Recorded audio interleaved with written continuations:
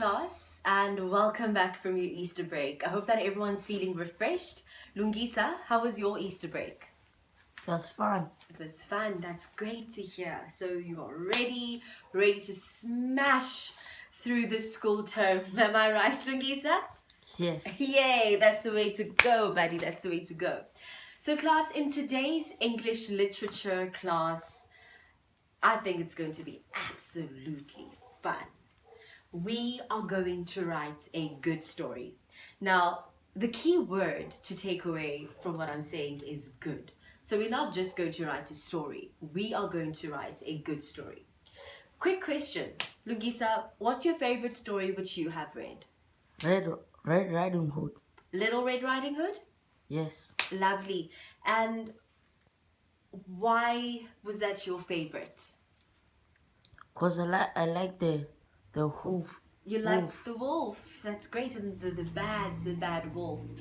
And that just shows that that was a great story for Lungisa, because he was actually able to like the character of the wolf within that story. So obviously the wolf, the character of the wolf was created in such a way that Lungisa loved that character of that specific story. So that is just the mindset or the thinking that I would like for us to have when writing about or writing our stories. So in order for me to help you write a good story, I need for you to understand the 7 key elements of a good story. So once you've nailed the 7 key elements as to what a good story needs, you will then be on your way to write a great story.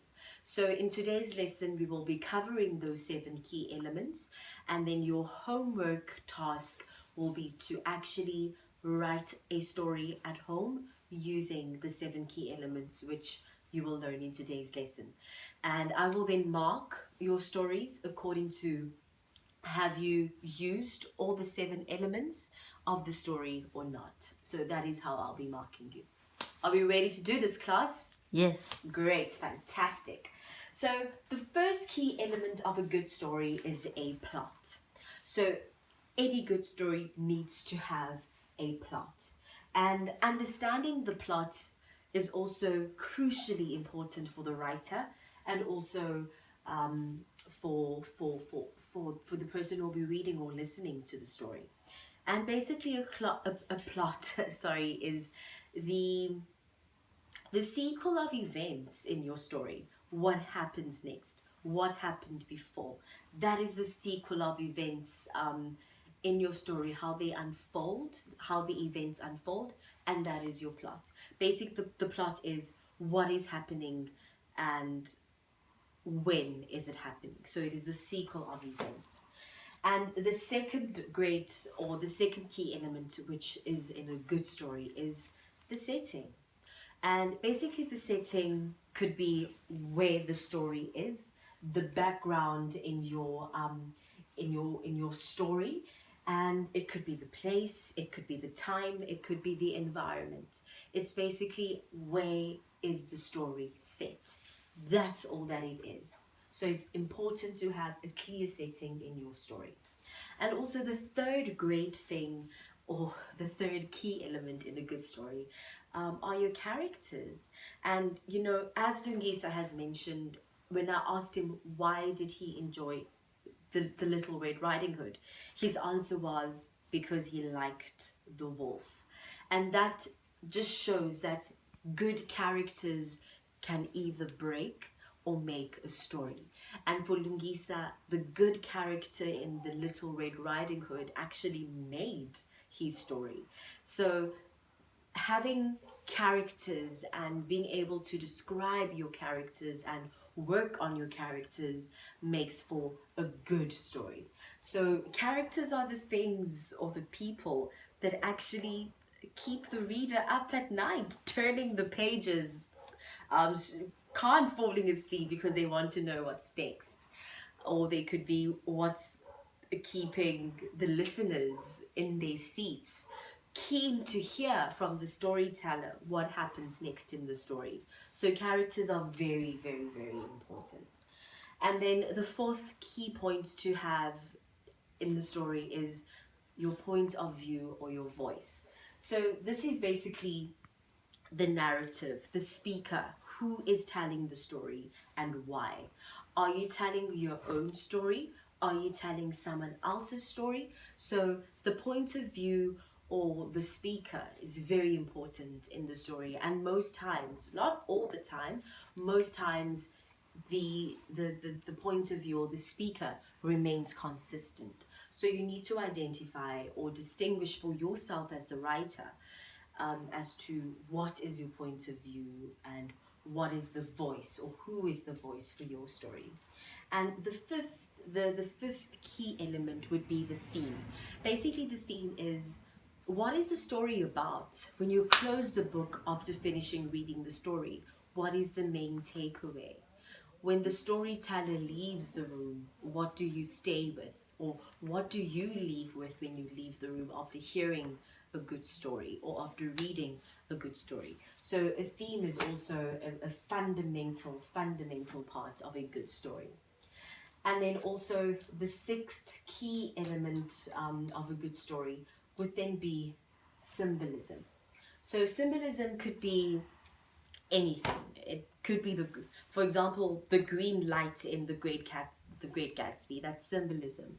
The scar on Harry Potter's face, that's also a symbolism. So symbolism could mean different things, but have certain links and connections within your story.